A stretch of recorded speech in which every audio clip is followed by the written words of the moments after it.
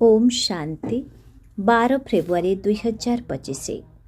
बाबा कहते मिठे बच्चे तुम्हें माने बहुत बड़ रत्नर व्यवसायी अट। तुमको अविनाशी ज्ञान रूपक मूल्यवान रत्न दान करी समस्त को धनवान कराइबाकु हेब। आजिर प्रश्न, निजर जीवन को हीरातुल्य करिबा पाई केउ कथा प्रति बहुत बहुत सावधान रहिबाकु हेब। उत्तर, निजर संग उपरे। पिलामाने सेही मानंकर संग करिबा उचित जेउ माने भल ज्ञान वर्षा करुथिबे। जेउ माने ज्ञानर वर्षा करू नथिबे तांकर संग करिबारे फायदा कौन अछि? कारण संगर प्रभाव मध्य बहुत पड़ी थाए। केही केही काहार संगरे रहिबा द्वारा हीरातुल्य होई जाई थांती, आउ केही काहा संगरे पड़ी पत्थर भली होई जानते। जेउ माने ज्ञानी होइथिबे सेमाने अन्यमानंकु निज समान निश्चित करिबे एवं खराब संगठारु निजकु दूरेई रखिबे। ओम शांति। मधुर आत्मिक संतान मानंकर सारा सृष्टि सारा ड्रामार ज्ञान भल भावरे बुद्धि रे मने रहिछि। एहार प्रभेद मध्य बुद्धि रे अछि।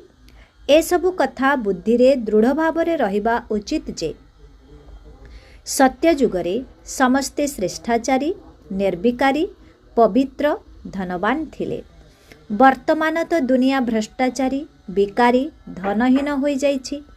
एबे तुमे पिलामाने संगम जुगरे अछ। तुमे माने से पारी को अर्थात सत्य जुग को जाउछ। जेपरी नदी एवं सागरर जेउठारे मेला होई थाए ताकू संगम बोली कुहा जाए। गोटिए पटे मिठा पानी अन्य पटरे लुणिया पानी रही थाए। एहा मध्य संगम अटे। तुमे माने जानिछ वास्तवरे सत्य जुगरे लक्ष्मी नारायणंकर राज्य थिला। पुणी एहीपरि चक्र घुरुछि। वर्तमान हेउछि संगम। कलिजुगर अंतिम समयरे समस्ते दुखी होई जाइछन्ति। एहाकु कंटार जंगल कुहा जाउछि। सत्य जुग को फूलर बगीचा कुहा जाए। एबे तुमे माने कंटारू फूल हेबाकु जाउछ। यही स्मृति तुम पिलामानंकर बुद्धि रे रहिबा उचित। आमे अविनाशी बाबांक ठारू संपत्ति नेउछु। यही कथा बुद्धि रे रखिबाकु हेब। 84 जन्मर कहानी तो बिल्कुल साधारण कथा अटे। तुमे माने एबे जानुछ जे वर्तमान आमर 84 जन्म पूरा हेउछि। तुम बुद्धिरे तरावट अर्थात स्वस्थता अच्छी जे आमे एबे सत्ययोगी बगीचा को जाउछु। वर्तमान आमर जन्म एही मृत्यु लोकरे हेब नाही। आमर जन्म अमर लोकरे हेब। शिव बाबांकु अमर नाथ बोली मध्य कुहा जाए। से आमकु अमर कहानी सुनाउछन्ति। सेठारे आमे शरीर रे रही मध्य अमर रहिबो। खुशी खुशी रे समय अनुसारे शरीर छाड़िबो। ताहाकु मृत्यु लोक कुहाजिब नाही। तुमे जाहाकु मध्य बुझाइब से बुझी पारिब जे वास्तवरे एमानंक पाखरे तो पूरा ज्ञान रहिछि। सृष्टिर आदि मध्य अंतत रहिछि ना। छोट पिला मध्य युवक एवं वृद्ध होइथाए। पुणी शेष समय आसी जाइथाए। पुणी थरे से छोट पिला होई जन्म हुए। सृष्टि मध्य नुआ होइथाए। पुणी 1/4 पुरुणा, अधा पुरुणा, पुणी संपूर्ण पुरुणा होई जाए। पुनर्बार नुआ हेब। यही सबु कथा तुमे परस्पर को सुनाई पारिबो नाही। एपरी चर्चा अन्य केही करि पारिबे नाही। तुम ब्राह्मण मानक व्यतीत अन्य केही आत्मिक ज्ञानर अधिकारी नुहंती। तुमे ब्राह्मण वर्ण को आसिबा परे ही एहा सुनुछ। केवल ब्राह्मण माने ही यही ज्ञान को जानिछन्ति। ब्राह्मण मानंक भितरे मध्य क्रमानुसारे रहिछन्ति। केही यथार्थ रीति सुनाई पारंती, केही पुणी सुनाई पारंती नाही। तेणु तांकु किछि भी मिलिब नाही। सुना एवं हीरा बेपारी मानंक पाखरे मध्य देखा जाए काहा पाखरे कोटी कोटी टंकार माल रही थाए। काहा पाखरे पुणी 10,000 टंकार माल मध्य न थाए। तुम मानंक भितरे मध्य एहीपरि अछन्ति जेपरि देख एही जनक झियो भल जोहरी अटे। यांक पाखरे मूल्यवान हीरा लीला आदि रहिछि। କାହାକୁ ମଧ୍ୟ ଦେଇ ଭଲ ସାହୁକାର କରାଇ ପାରିବେ। କେହି କେହି ଛୋଟ ଜୋହରି ମଧ୍ୟ ଅଛନ୍ତି ଯେଉଁମାନେ ଅଧିକ ଦେଇପାରିବେ ନାହିଁ, ତାଙ୍କର ପଦ ମଧ୍ୟ କମ୍ ହୋଇଯାଏ। ତୁମେ ସମସ୍ତେ ଜୋହରି ଅଟ। ଏହା ଅବିନାଶୀ ଜ୍ଞାନରତ୍ନର ହୀରା ଅଟେ। ଯାହାଙ୍କ ପାଖରେ ଭଲ ରତ୍ନ ଥିବ ସେ ସାହୁକାର ହେବେ, ଅନ୍ୟକୁ ମଧ୍ୟ କରାଇବେ। ଏପରି ତ ନୁହେଁ ଯେ ସମସ୍ତେ ଭଲ ହୀରା ବ୍ୟବସାୟୀ ହେବେ। ଭଲ ଭଲ ବ୍ୟବସାୟୀଙ୍କୁ ବଡ଼ ବଡ଼ ସେଣ୍ଟରକୁ ପଠାଇ ଦେଇଥାନ୍ତି। ବଡ଼ ବଡ଼ ଲୋକମାନଙ୍କୁ ଭଲ ଜବାହରତ ଦିଆଯାଇଥାଏ। ବଡ଼ ବଡ଼ ଦୋକାନୀମାନଙ୍କରେ କୁଶଳୀ କାରିଗର ରହିଥାନ୍ତି। ବାବାଙ୍କୁ ମଧ୍ୟ ସୌଦାଗର ରତ୍ନାଗର ବୋଲି କୁହାଯାଏ। ରତ୍ନର ସୌଦା କରୁଛନ୍ତି, ପୁଣି ଯାଦୁଗର ମଧ୍ୟ ଅଟନ୍ତି। କାହିଁକି ନା ତାଙ୍କ ପାଖରେ ହିଁ ଦିବ୍ୟ ଦୃଷ୍ଟିର ଚାବି ରହିଛି। କେହି ଯଦି ନବଧା ଭକ୍ତି କରନ୍ତି ତେବେ ତାଙ୍କୁ ସାକ୍ଷାତକାର ହୋଇଥାଏ। ଏଠାରେ ସେଭଳି କଥା ହେଉନାହିଁ। ଏଠାରେ ତ ଅନାୟାସ ଘରେ ବସି ମଧ୍ୟ ବହୁତଙ୍କୁ ସାକ୍ଷାତକାର ହୋଇଥାଏ। ଦିନକୁ ଦିନ ଅଧିକ ପ୍ରଚାର ପ୍ରସାର ହେବ। ଅନେକଙ୍କୁ ବ୍ରହ୍ମା ଏବଂ କୃଷ୍ଣଙ୍କର ମଧ୍ୟ ସାକ୍ଷାତକାର ହୋଇଥାଏ। ତାଙ୍କୁ କୁହନ୍ତି ଯେ ବ୍ରହ୍ମାଙ୍କ ପାଖକୁ ଯାଅ। ତାଙ୍କ ପାଖକୁ ଯାଇ ରାଜକୁମାର ହେବା ନିମନ୍ତେ ପାଠ ପଢ଼। ଏହି ପାଠପଢ଼ା ମାଧ୍ୟମରେ ପ୍ରତିକଳ୍ପରେ ପବିତ୍ର ରାଜକୁମାର କୁମାରୀ ହେଉଛ। ରାଜକୁମାରକୁ ପବିତ୍ର ମଧ୍ୟ କହିପାରିବ। ପବିତ୍ରତା ଦ୍ୱାରା ଜନ୍ମ ହୋଇଥାଏ ନା। ପତିତକୁ ଭ୍ରଷ୍ଟାଚାରୀ କୁହାଯାଏ। ଏବେ ପତିତରୁ ପବିତ୍ର ହେବାକୁ ପଡ଼ିବ। ଏହି କଥା ବୁଦ୍ଧିରେ ରହିବା ଦରକାର, ଯାହାଫଳରେ କାହାକୁ ମଧ୍ୟ ବୁଝାଇ ପାରିବ। ମନୁଷ୍ୟମାନେ ଭାବୁଛନ୍ତି ଇଏ ତ ବହୁତ ବୁଦ୍ଧିମାନ ଅଟନ୍ତି। କୁହ, ଆମ ପାଖରେ କୌଣସି ଶାସ୍ତ୍ର ଆଦିର ଜ୍ଞାନ ନାହିଁ।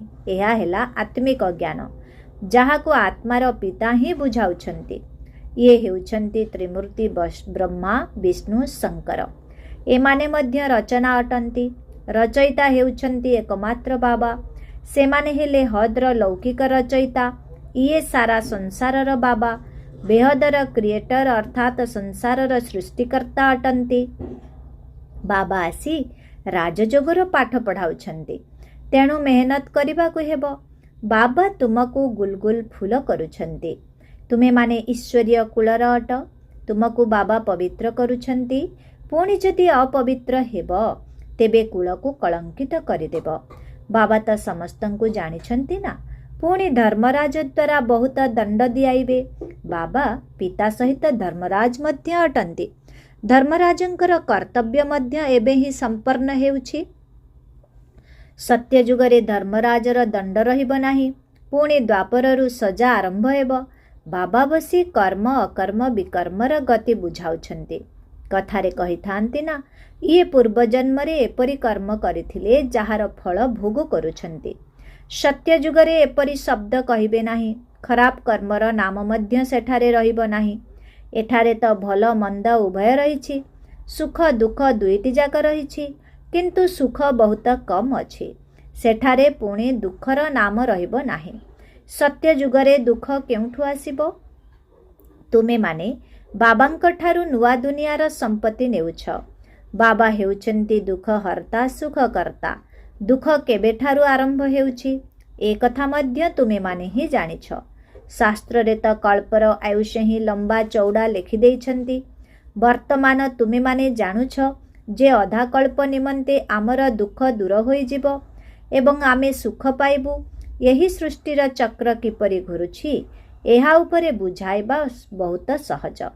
ଏସବୁ କଥା ତୁମ ବ୍ୟତୀତ ଅନ୍ୟ କାହା ବୁଦ୍ଧିରେ ନାହିଁ।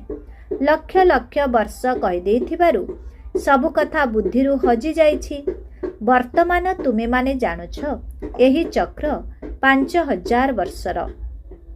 ଯେପରି ଏହା କାଲିର କଥା, ଯେତେବେଳେ କି ଏହି ସୂର୍ଯ୍ୟବଂଶୀ ଚନ୍ଦ୍ରବଂଶୀମାନଙ୍କର ରାଜ୍ୟ ଥିଲା।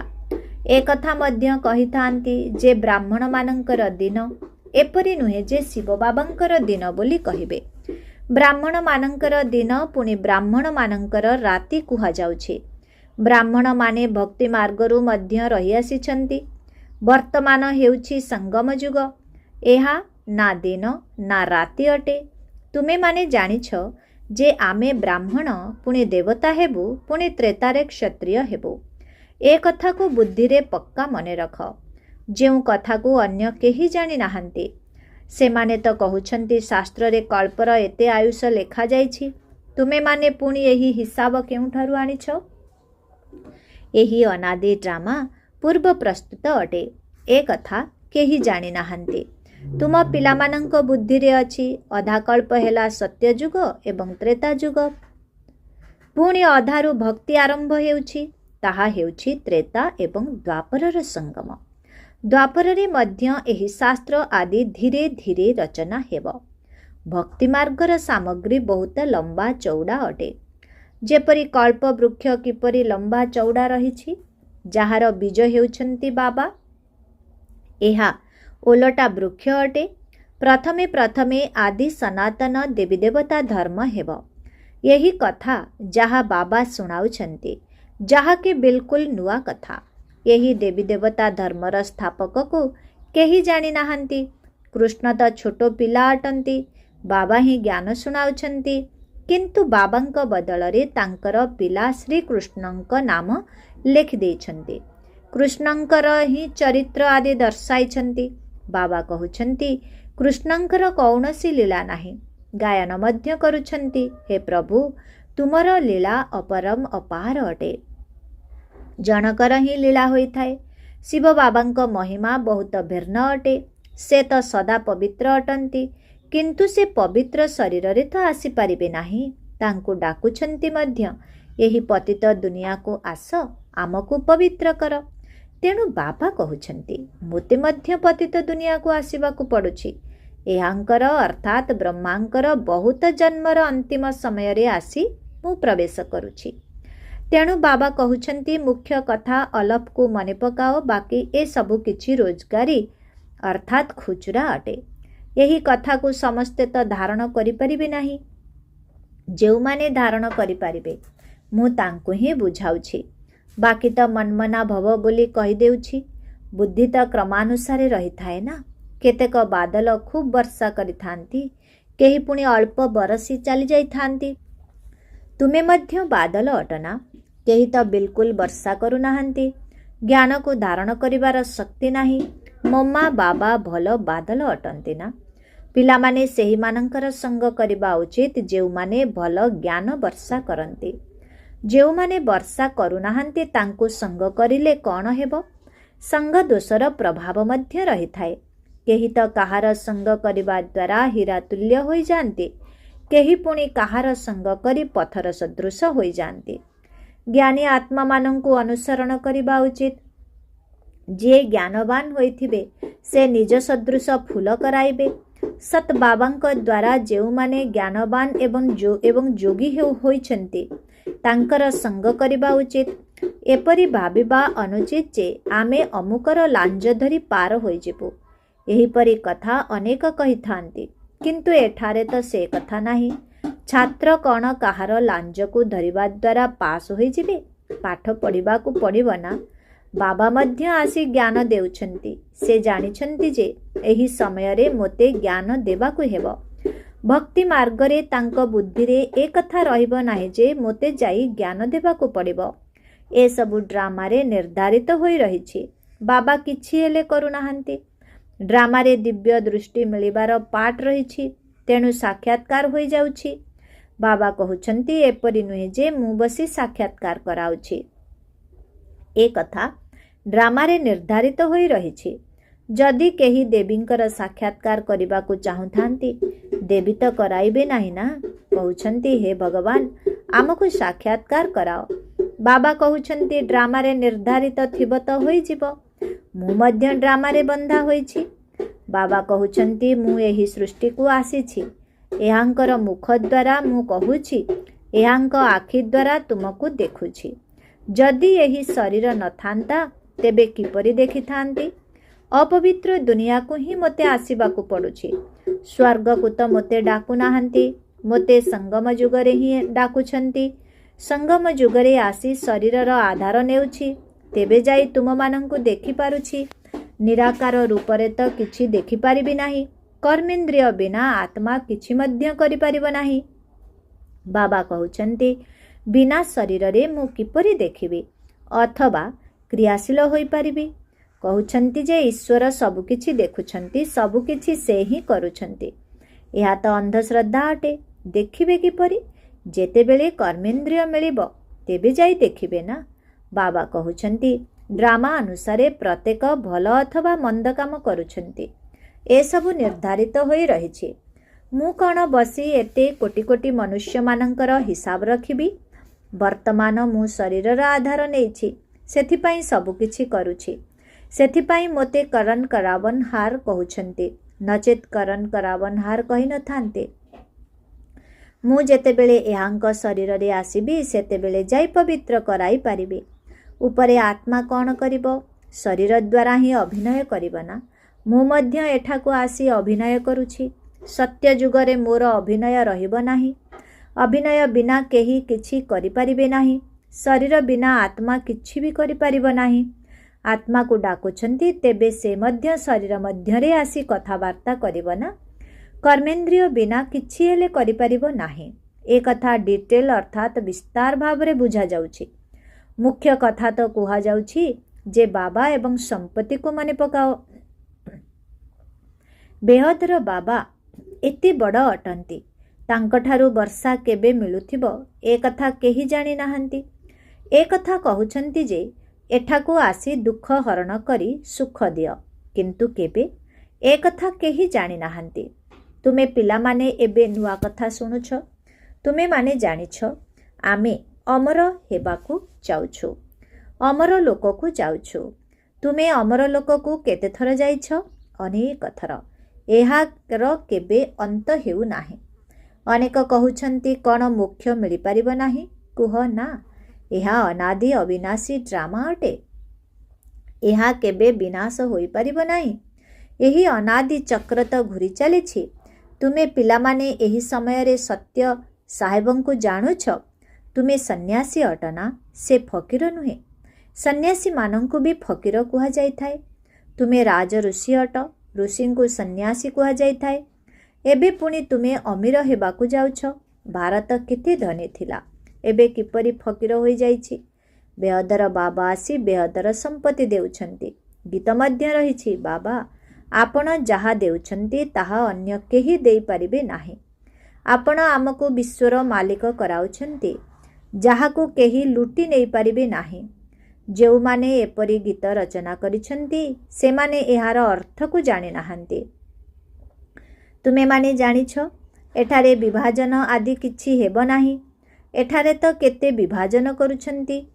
सेठा बाबा कहउछन्ति तुमे माने जानिछ सेठारे विभाजन आदि किछि हेबो नाही। एठारे तो केते विभाजन करुछन्ति। सेठारे आकाश धरित्री सबु तुमर हेबो। तेणु सेतिके खुशी पिलामानंकर रहिबा उचित। सर्वदा भाव जे शिव बाबा सुनाउछन्ति, काहींकि ना से केबे छुट्टी नेउ नाहंती, केबे बेमार हेउ नाहंती। पिलामानंकर बुद्धि रे शिव बाबांकर ही स्मृति रहिबा उचित। एहांकु निरहंकारी बोली कुहा जाउछि। मु एहा करुछि, मु ताहा करुछि, एही परि अहंकार आसीबा उचित नुहे।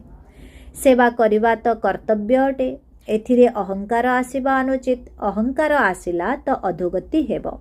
सेवा करि चल, एहा हेउछि आत्मिक सेवा, बाकी सबु भौतिक सेवा अटे। अच्छा, मिठे मिठे शिखिला दे संतान मानंक प्रति मात पिता बाप दादांकर मधुर स्नेह संपन्न शुभेच्छा एवं सुप्रभात। आत्मिक पितांकर आत्मिक संतान मानंकु नमस्ते। आत्मिक संतान मानंकर आत्मिक पितांकु ओम शांति, गुड मॉर्निंग, नमस्ते नमस्ते नमस्ते नमस्ते नमस्ते। शुक्रिया बाबा, शुक्रिया। ओम शांति। धारणा पाई मुख्य सार 1 नंबर। बाबा जहाँ पढ़ाउछन्ति तार प्रतिदिन गुलगुल अर्थात फूल भली होई देखाइबाकू हेबो। मेहनत करिबाकू पड़िबो। केबे हेले ईश्वरीय कुलर नाम को बदनाम करिबा उचित नुहे। जो माने ज्ञानवान एवं योगी अटंती सेही मानंकर ही संग करिबा उचित। 2 नंबर। मु पणिया को त्याग करी निरहंकारी होई आत्मिक सेवा करिबाकू हेबो। एहाकू निजर कर्तव्य बोली भाबिबाकू हेबो। केबे भी अहंकार करिबा उचित नुहे। आजिर वरदान। व्यर्थ को मध्य निजर शुभ भाव एवं श्रेष्ठ भावना द्वारा ପରିବର୍ତ୍ତନ କରୁଥିବା ସଚ୍ଚା ମର୍ଜିବା ଭବ। ବାପଦାଦାଙ୍କର ଶ୍ରୀମତ ହେଲା ପିଲାମାନେ ବ୍ୟର୍ଥ କଥା ଶୁଣ ନାହିଁ, ଶୁଣାଅ ନାହିଁ କି ଭାବ ନାହିଁ। ସର୍ବଦା ଶୁଭ ଭାବନାର ସହିତ ଚିନ୍ତା କର ଏବଂ ଶୁଭ ବାଣୀ କୁହ। ବ୍ୟର୍ଥକୁ ମଧ୍ୟ ଶୁଭ ମନେକରି ଶୁଣ। ଶୁଭ ଚିନ୍ତକ ହୋଇ ବାଣୀର ଭାବ ଅର୍ଥାତ୍ ଉଦ୍ଦେଶ୍ୟକୁ ପରିବର୍ତ୍ତନ କରିଦିଅ। ସର୍ବଦା ନିଜର ଭାବ ଏବଂ ଭାବନାକୁ ଶ୍ରେଷ୍ଠ ରଖ। ଅନ୍ୟକୁ ପରିବର୍ତ୍ତନ କରିବା କଥା ଚିନ୍ତା ନ କରି ନିଜକୁ ପରିବର୍ତ୍ତନ କର, କାରଣ ନିଜର ପରିବର୍ତ୍ତନ ହିଁ ଅନ୍ୟମାନଙ୍କର ପରିବର୍ତ୍ତନ। ଏଥିରେ ପ୍ରଥମେ ମୁଁ ଏହିଭଳି ମର୍ଜିବା ହେବାରେ ହିଁ ମଜା ଅଛି। ଏହାକୁ ହିଁ ମହାବଳୀ କୁହାଯାଏ। ଏଥିରେ ଖୁସି ଖୁସିରେ ମର। ଏହିଭଳି ମରିବା ହିଁ ବଞ୍ଚିବା ଅଟେ। ଏହାକୁ ହିଁ ପ୍ରକୃତ ଜୀବନ ଦାନ କୁହାଯାଏ। ଆଜିର ସ୍ଲୋଗାନ, ସଂକଳ୍ପର ଏକାଗ୍ରତା ଶ୍ରେଷ୍ଠ ପରିବର୍ତ୍ତନରେ ତୀବ୍ର ଗତି ଆଣିଥାଏ। ସଂକଳ୍ପର ଏକାଗ୍ରତା ଶ୍ରେଷ୍ଠ ପରିବର୍ତ୍ତନରେ ତୀବ୍ର ଗତି ଆଣିଥାଏ। ଓମ୍ ଶାନ୍ତି।